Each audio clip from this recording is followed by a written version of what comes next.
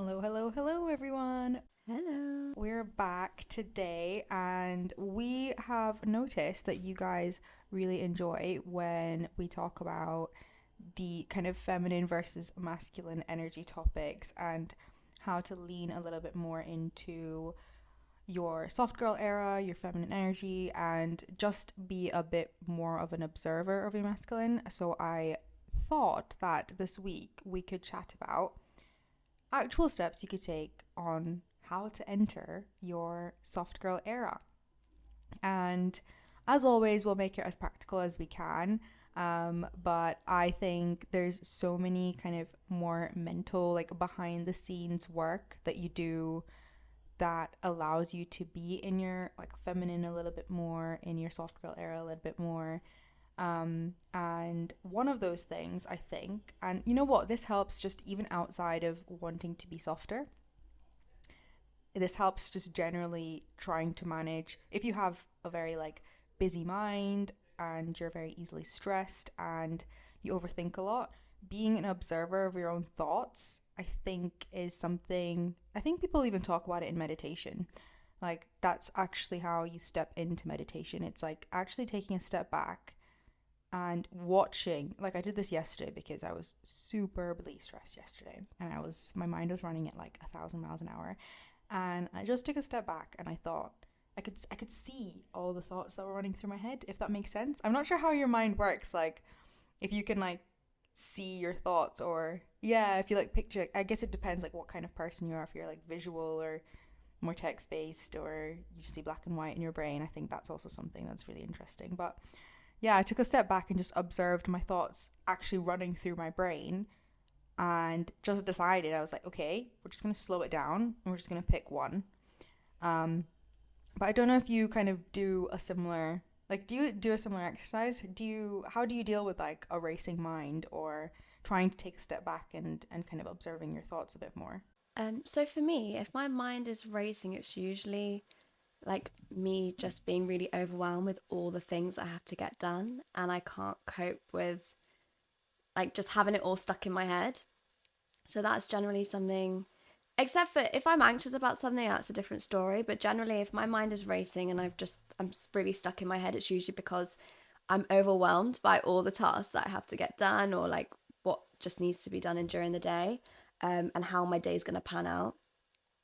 And that mainly usually happens if I haven't actually like written everything down that I need to do, because I feel like when I'm stuck in my head, it's because I don't have things on paper or in front of me that I can actually then just like see it in front of me instead of storing it in my brain. So uh, the solution for me in that is actually just getting everything written down, and then tackling it a little bit like more just in a logical sense, in terms of how I'm good, like how much time I need to take on things, how much I can actually realistically get done in the day. I feel like I get into the habit of like really pressurizing myself to get loads of things done and be on my A game and all day long be super, super productive. So yeah, I've recently found that the most productive thing to do, and I think I've mentioned this in a previous episode, is the whole idea of building in rest into your schedule and actually making sure that you're not go, go, go all day long. And I feel like when you have things stuck in your head and you're just kind of going round and round on all the things you have to do, you kind of forget that part, and you forget that actually you need to schedule time in your day to like actually take a break, take some time out of your work or just your busy schedule, and actually just sit with yourself and, like Dev mentioned, actually analyze like what's going on in your brain and your thoughts, and actually just center yourself a little bit. So if that means meditation for you, then do that. But if that means actually just taking yourself out of work and just focusing on something completely different altogether, um, then do that also. So that's something that I've really started to focus a bit more on, in terms of making sure that I'm not just really immersed in all the things I have to do, and actually spending a bit of time focusing on doing nothing and actually being okay with that. Um, because I think it is a very masculine trait to want to like be on the go all the time and feel like you're looking busy and being busy. And even if you're not being that productive, I feel like this idea of being busy all the time is so, it's just a bit of a toxic like hustle culture, I think, that's come out of that side of things, even societally in general. I kind of just remind myself that it, because my like overactive brain comes from the fact that I've just got a million and one things on my to-do list and I get overwhelmed by that. I just kind of bring myself back to that place of I have to also schedule rest. So that's a priority too. And it's so important to actually make sure there's time in the day for that. And other things will have to be a priority a different day. Yeah, I like what you said as well about how the opposite of that, so actually doing a million things at once and not resting, is sitting in your masculine a little bit more and like having to be productive, because I think that's also something that I've picked up on trying to observe my own behavior. Like, what is it that I'm doing that is a bit more masculine versus a bit more feminine? And I love that you've even mentioned rest. I think you mentioned rest in a previous episode and I was like, yes. It is so frowned upon in, yes, today's hustle culture, and even the whole, like, even if you remove like the masculinity from it, the girl boss stuff as well doesn't really identify rest as something that actually equates to, you know, a lot of different things on top of more money, better work, a better quality life, which all forms part of probably not just your soft girl era. It's just like a very like well balanced life itself. And I think that brings me on to the next thing I wanted to talk about in terms of like identifying patterns in yourself that maybe are pushing you out of your soft girl era, and then identifying like what's triggering some of the things. Like, if you have racing thoughts or you don't rest enough, what triggers that? Like, what triggers you to decide not to take a break, or to go off your phone and take a bit of a like social media break, or even avoid like physical naps? Like, I've never been someone who naps because in my head it feels like such a waste of time, which is literally toxic, like a toxic masculine approach to like physical rest, I guess. But the things that trigger that for me are, again, like not wanting to, it's like wanting to be as productive as possible because I feel like time is limited. And it's that initial thought. It's like goes back to having a lack mindset for me, or like historically a lack mindset for me in terms of like not thinking that there's enough in terms of time and money, but more so for like staying and entering my soft girl era, like thinking that there's not enough time to do everything. And that there's an affirmation I have in my Notion dashboard, and I think it's something like, I have enough time to reach my goals, or something. It's something along those lines. And I pick those ones on the days where I feel like I've got 1,000 things to do and not enough hours to do them. Yet I always pressure myself to get those 1,000 things done regardless, which is something I need to work on. But do you, like, how do you, or have you identified patterns like within yourself in terms of soft girl era patterns and also like more toxic patterns, and like what triggers them and how you've managed those triggers as well? Is that something that you've ever done?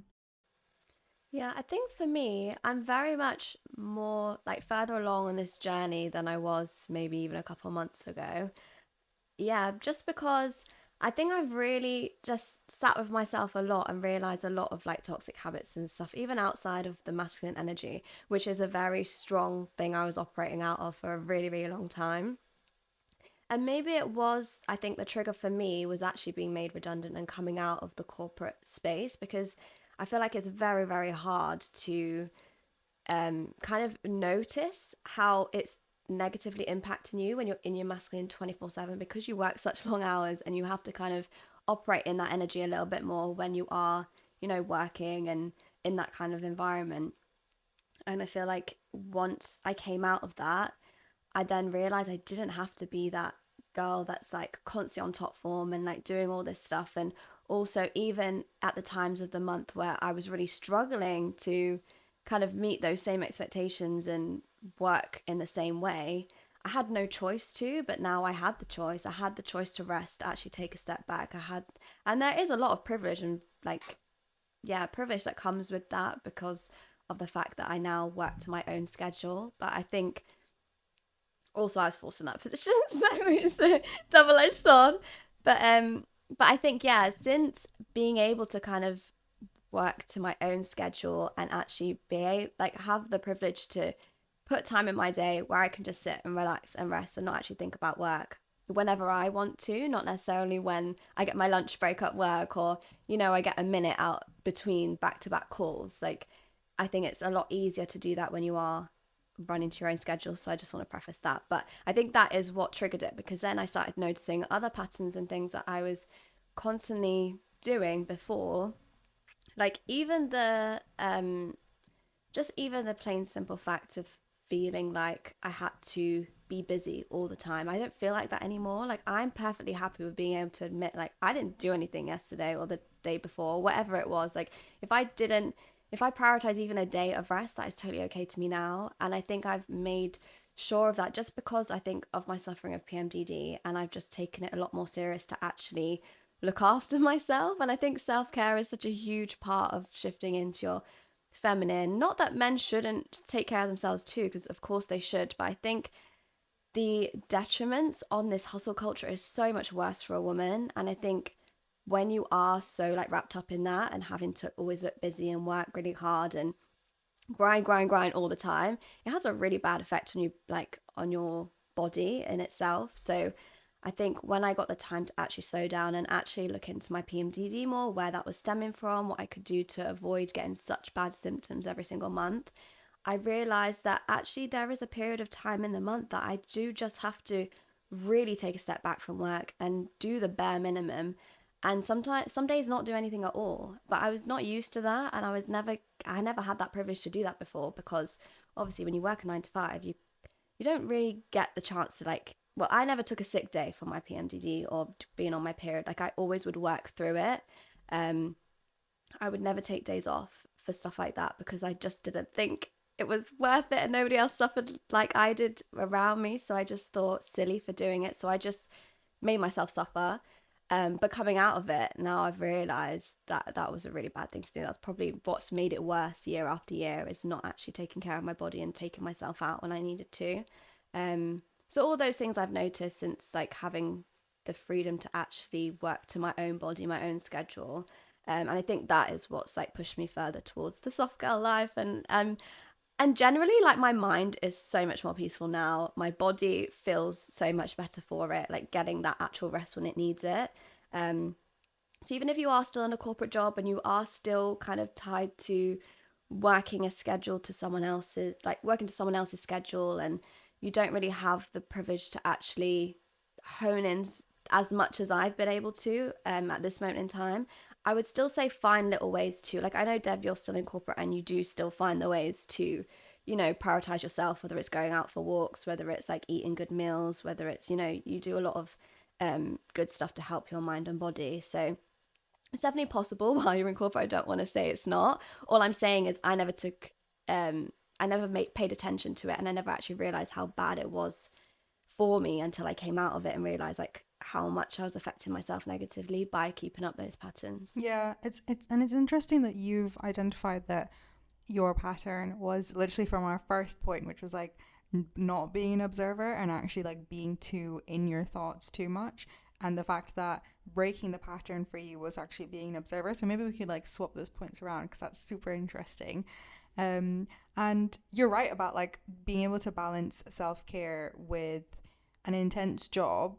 It is a job in itself, and I think it requires a certain level of like sacrifice and understanding in terms of what is the bigger goal that you're chasing. Like, do you want to be in your soft girl era because you want more balance, or do you want to be in your soft girl era because you, I don't know, don't like working hard, which both things are fine. Valid. Yeah, both things are fine and valid. And the sacrifice that I've made, or the sacrifices that I've made in order to put like my physical and mental health up there with other corporate ambitions I have, are not being able to participate as much in like my office-based community, and not being able to participate as much in my actual like project community. And I know what the downsides to that are, but I choose not having to like put myself to traveling so much and having long intense office days. Like, I choose not to have those things so that I can prioritize being at home, being able to eat like better food for myself, being able to not, even spend as much money, because, financial anxiety is also plays a massive part in my own like well-being and stuff as well. Like being able to go for walks, investing into a desk treadmill so that I can stay active like during the day as well. Those are all things that I've like, it's like financial sacrifice, like in a way, because that thing was expensive at the time.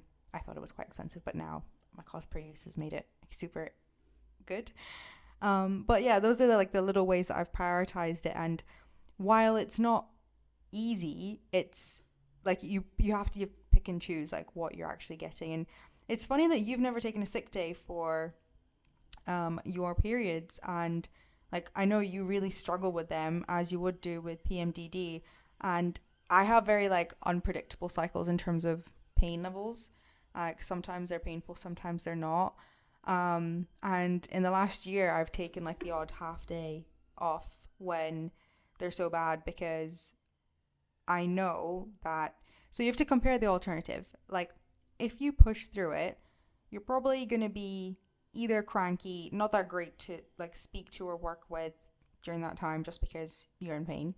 And the quality of the work that you do is not going to be good because you're literally trying to push through physical pain. And the same applies to like when you're ill or when you're injured or you're just not feeling 100%. When you try and push through that, there's no point trying to give 100% if you can't actually give it, because you're not going to give it. And then the repercussion of that is just like being super self-critical and probably being a little bit harsher to yourself mentally with your self-talk, which just encourages a cycle of like more toxic masculine energy, because then you're just telling yourself off for not showing up in the best way possible when really you weren't able to. You were trying to do something that wasn't possible. You essentially set yourself up to failed, and then berated yourself for setting yourself up for failing. Like, if you think about it that way, it doesn't really make sense. So that's what I do sometimes when I feel guilty over like either having a slow day, taking a half day for my period, or even just like you said in earlier in the episode, just like resting. The way I combat the mental guilt that I feel around that is to just be like, look, if I take a half day today, or if I take a bit more rest today, it means that the work I do tomorrow is going to be so good that it's almost worth it. It's like part of an equation rather than every day it's like all or nothing. And that brings me on to another point I wanted to talk about in terms of like self-talk, because I've had such a long journey with like internal self-talk and I still go through it.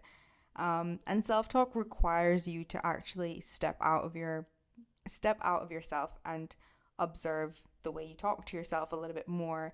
And I think, observing yourself and identifying the patterns in which you start to show up a little bit more in your masculine versus the patterns that make you show up in your feminine, observing the self-talk around that and correcting it immediately is actually I think it's been like a really life-changing exercise for me, because the first few times I started doing it, like I would observe myself being mean to myself and then immediately be like, nope, Dev, stop that. Like, you've had a long day, you've tried your best, you're not a failure for not doing this one thing, or you're not a failure for doing this one thing at 50% effort.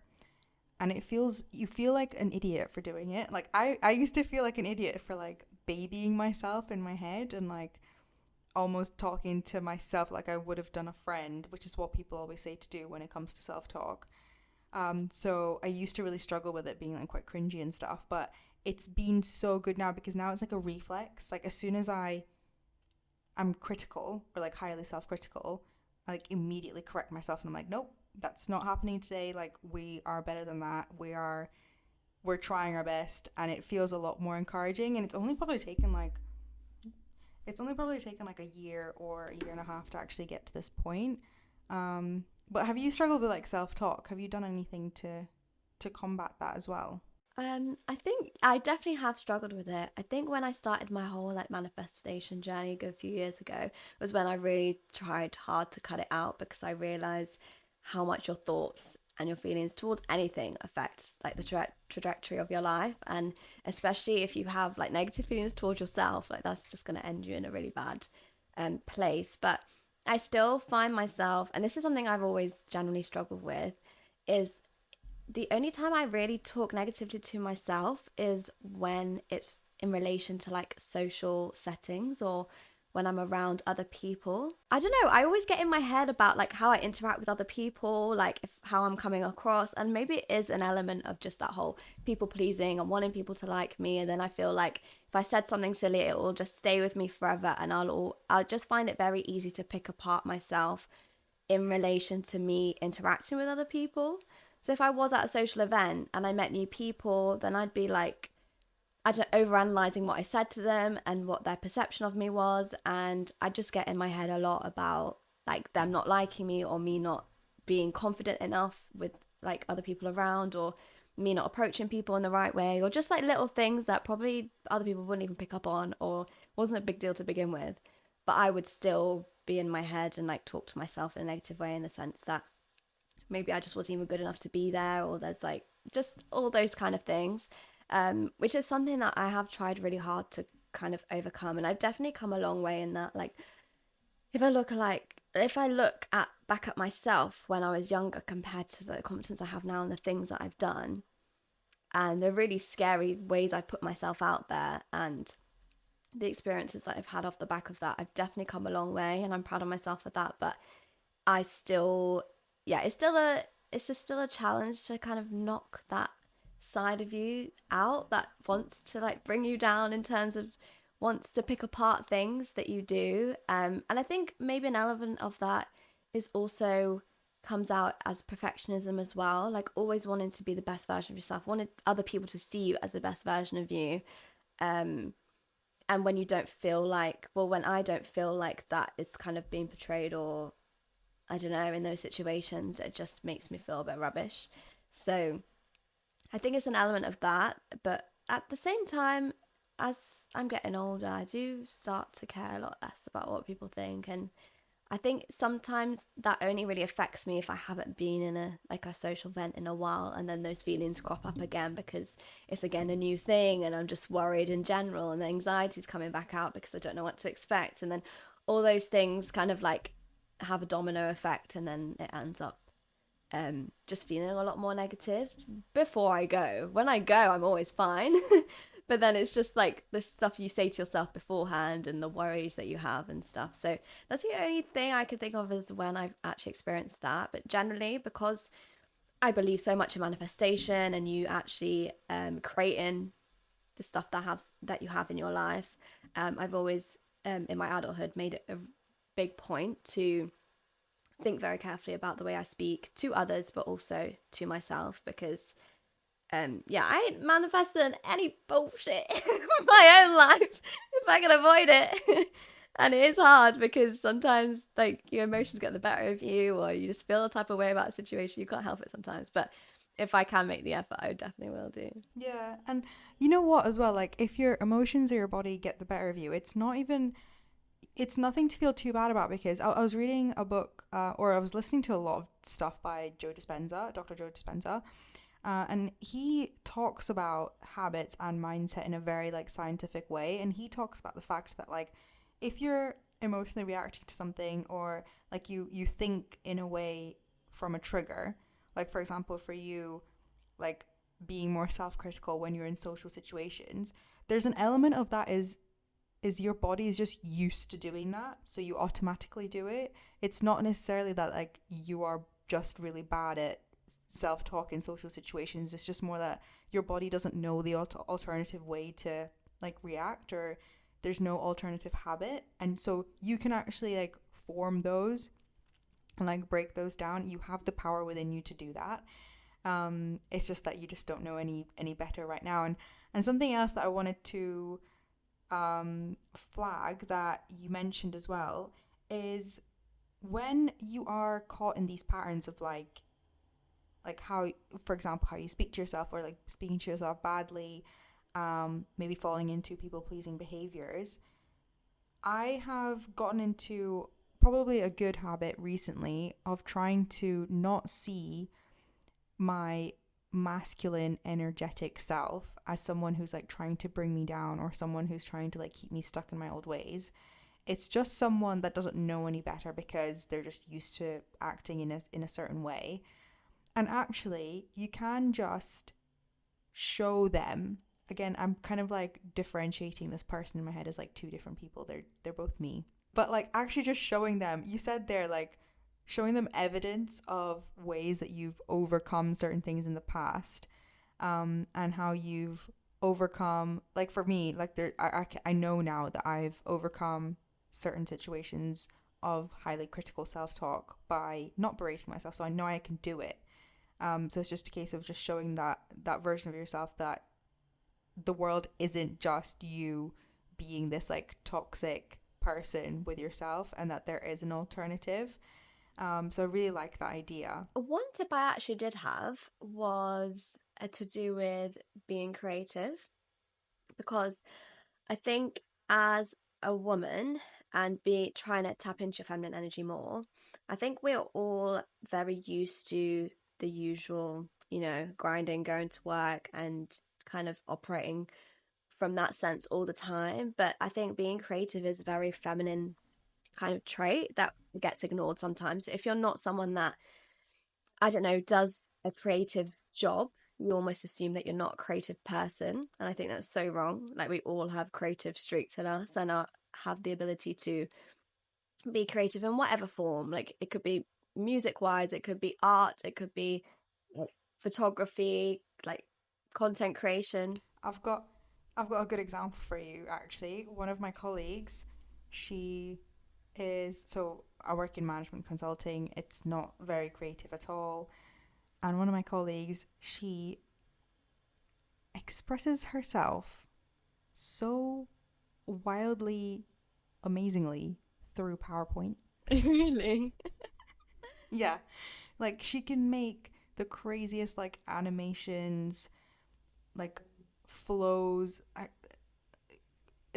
cannot describe the It's level like of which storytelling though she for a can like. PowerPoint, and I think Yeah, that's like a creative like art in its own form. yeah. But I just wanted to flag that as an example that, creativity doesn't have to be the normal vocations, just because the way she does that, it's like she puts a lot of time and effort into it, and I can see that she expresses herself in that way. Yeah, but that's a really good example because she's actually found a way to do it via her work. So people, like, my point was, when people assume that if you don't do a job that is inherently creative, if you're not a musician, if you're not an artist, if you're not a content creator, then you're not a creative person. But that's so far from the truth. And I think if you're a woman trying to tap into your feminine energy and you do have, a girl boss job and you're in the corporate world, it doesn't mean that you can't tap into your creative streak, whether that's at work or otherwise. So you can find ways to bring out your creativity at work, like Dev mentioned, her colleague, or you can just find more hobbies outside of work and things that you enjoy and just do more of that, because tapping into your creativity is a great, like, being in your femininity is like the flow state, right? It's not super logical. It's not you having like a really structured regime and way of doing things. It's you being able to tap into that side of you that just wants to go with the flow. You don't need to have that rigidness about it. And by having that kind of hobby that allows you to do that, if you can't do that in your actual work, and I know a lot of us spend 99.9% of our time during the week working, so it's really nice to like carve out time to actually prioritize that creativity, because that's just a really good way to actually, and a fun way to incorporate feminine energy. And by having more of that uh, in your life, and by balancing your life a little bit between work and being creative, and if that's not something that is in your life currently, that's just a really nice way to incorporate it in a tangible way as well, because it's it isn't a woo woo concept, but it is kind of hard to find those actual things that you can take action on in your day to day currently, that don't involve you meditating or you doing these other things. Like, if you actually just find something that is creative, even if it's like just painting on in the evening, or you don't have to be an artist, you don't have to be good at it. It's just that way, just like let that energy out and actually prioritize that energy. Um, so yeah, I think that's a really good thing to make more of a habit of doing more regularly. If you are someone that's wanting like to play more into that soft girl feminine energy. Um, because yeah, a lot of us don't actually think about doing that if it's not something that we are doing in our career and like in our 9 to 5s. Yeah, I think you're so right. I think I like that you mentioned as well the fact that it doesn't have to relate to your job, or like it could relate to your job, but it doesn't have to relate to your job. And I really like the fact that you said it involves actually being in your flow state, because I think I never made that connection before, like thinking that being creative, being in my flow state was a way for me to actually feel more like in my soft girl era, like I'm actually just doing something for the fun of it. And the way I've always defined being in flow state personally is just when I'm doing something and I just completely lose track of time in a good way. Like I do something, I blink, and it's been like 6 hours. And there's a couple of different things that make that kind of state happen for me. But I used to really struggle in finding what that was. And something that really helped was to think about what triggered you to lose track of time when you were like a kid, or when you were younger, when you were maybe a teen. For me, it was a lot of like photo editing, video making, video editing. I used to make songs, which is really dumb. Same. I used to write like my own lyrics. That was so funny. Even writing is a form of like, yeah, feminine energy and getting in that flow state. If you like to journal, that's a good thing as Oh, well. 100%. I'm scared to start this book called The Artist's Way, and it's ironically it's all about like finding your creative energy and like being a bit more of a creative person. So, actually, if you're thinking about getting into this a bit more, maybe that's a book that you listening right now you could read as well. But the reason I'm scared to start is because I've watched loads of TikTok reviews of people saying it's like completely blown up and changed their life, because it's very like intense as a book. It puts the reality of your life right in front of you, and it like makes you make the hard choices, which is what I need. But even in that book, like, one of the practices is like, I think it's morning pages or daily pages or something like that, where the intention is to literally just open a page and just like mind dump. And you're right, I think mind dumping is definitely one of those flow state activities for me. But I do have to be in the right, like I have to be in the right mindset to do it, because there's some days where I'm like, I've literally written in my journal at some point in the last few months, because I've been trying to daily journal as part of the 75 hard challenge. I've written, I feel crap today and I really don't want to write in this journal right now, but I'm just doing it so I can keep up a streak. Good night. Like I wrote something like that in, which I can't wait to read back on in a couple of years' time. That's going to be funny. But no, I absolutely love that you've mentioned that. I think being creative is a really important part of actually producing good work, and also feeling good about yourself. Like when you fall asleep at night, I think knowing that you've contributed to yourself, and like just it makes you feel successful without attaching that success to like something else, or like something that's like external to you, which I think is really important to do. I have written my own eldest daughter guide to feminine energy. So that's what it's called, and it is definitely from the lens of an eldest daughter, just because when you do grow up as the eldest daughter, you typically are brought up in a way that you do develop masculine traits quite heavily, just used to operating from that energy, so much so that when you do enter your adulthood, it is a little bit harder to switch to the feminine energy and even know how to do that. So I essentially created a guide just to kind of go through what the difference between masculine and feminine energy is, how your your title or your role as eldest daughter plays a part in the certain characteristics that you develop that pushes you more towards your masculine energy and throws them off balance a little bit. And then also the actual practical tips on how to shift more towards your feminine energy, both in a general sense, but also when it comes to relationships as well. So I do know that it's a really popular topic. So I did kind of write just, I think it's a 9 page guide on how to actually go from your masculine energy to your feminine energy and how to operate in them both in a healthy way, because you do need both. It's not a case of just completely abandoning masculine energy. We all need a balance of both. So maybe I will leave a little link in the description of this video or this podcast episode if you guys want to check that out. It is for free. Yeah, I just wanted to help some more girls out really on actually identifying what you can do day to day in shifting from your masculine to feminine energy and living that soft girl life. Because I think in this day and age, that is the dream for us all, wanting to kind of go back to that place where we just want to be a bit more at peace and in our flow state and still be successful and get things done, but just in a way that works with our mind and our body. And I don't think that's a bad thing at all. So No, definitely not. I wish I could have downloaded something like that, honestly, when I was younger. same. But I also think like with stuff like this, you have to be in the right place like mentally to actually like receive it. I think maybe if I read your guide when I was 16, I'd probably be like, "What? Okay, I can try this, but is it like how is it going to change my life?" But if I read it when maybe I was like 23, I probably would have been like, "Okay, let's start this podcast a couple years early."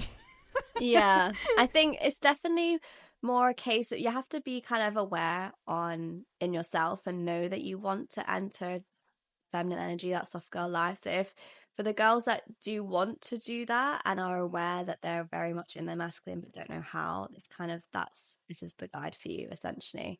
But it is, yeah, something that I wish I knew sooner because I'd rather have been in my early 20s and, you know, being on this path rather than in my late 20s and figuring it all out from scratch. But better late than never, right? Yeah, exactly. And I think you're the perfect person to write it because you're actually coming from a place where like you've actually gone through the motions of moving from one to the other, and also like you have so many good insight, like even just talking about creativity, flow state, observing your own thoughts, everything we've talked about in this episode. Like I've learned so much from you on this topic, so I think this is going to be a super helpful guide for a lot of people, especially our listeners as well. Well, thanks so much, you guys, for listening. We really hope this episode was helpful, and do let us know if you have any tips on this whole soft life, soft girly era, because I know that will be girls in different stages of their journey. So if you can help a girl out that is kind of embarking on this journey themselves, then